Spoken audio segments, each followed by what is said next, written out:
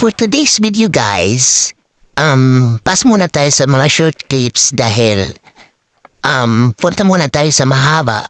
Wait a minute! Kasi alam natin yung iba dyan, mahilig sa mahaba Oh no! na video.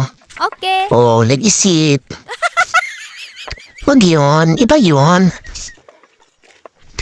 Punta muna tayo sa bukid kasi naalala ko. May mga tanim pala ako nung last August. Binalikan natin kasi hindi tayo katulad ng ex mo na pagkatapos kang taniman, hindi ka na pinalikan. Char. Ayan at mabuti no at may tinira pa si Christine. Yes! Ito't pinagkukukuha ko na yung mga munggo. Sayang naman. Hunin natin. Laman dyan din yan. Okay. Tsaka, pinagpaguran din naman natin yan. Kunin natin. Mamaya kunin pa ng iba. Katulad ng jowa mo, kinuha ng iba.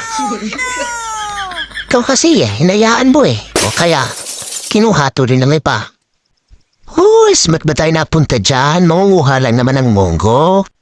O ayan at sinabay ko na rin yung pagdadamo kasi napaka-invasive ng damo na to Tinakpan ng mga tanim natin para yung kabit ng jowa mo, napaka-invasive.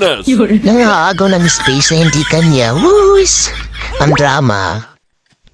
Pati ba naman yung pagdadamo nirelate sa pag-ibig? O ayan at pinagtatagaan natin yung mga invasive na damo na yan. Para makahinga itong mga tanim natin, pinagsasakal sila O siya tituloy natin yung pangunguha natin ng munggo. Kahit na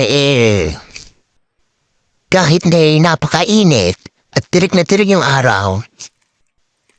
Okay lang yan. Basta't hindi lang yung mata mo. Ay, iba pala yun. Huwag mo akong sisihin.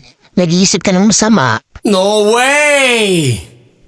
Yung bang nakain ka ng kalamansi, hindi ba titirik yung mata mo sa asin? Uy, siya. Nag-iisip. Siya. Hanggang dito na lang.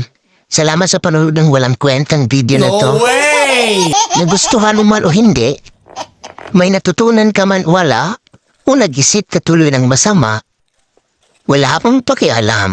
Uy, sansa mo nang ugali? O siya kung nagustuhan mo, like and share naman dyan. Oh yes! For fun lang to guys. Bawal maging malungkot sa buhay. Ganon kahirap ang nararanasan natin sa buhay. Be positive lang ang enjoy lang ang life. Kung hindi mo naman maiwasang malungkot dahil sa napakabigat mong dinadalang mga pasakin sa buhay, tumingala ka lang sa langit. Wow. Nang ma-realize mong napakalawak ng universe para isipin na tapos na ang mundo dahil lang sa mga problema mo. Wow! Take care and don't forget to face the day with smile.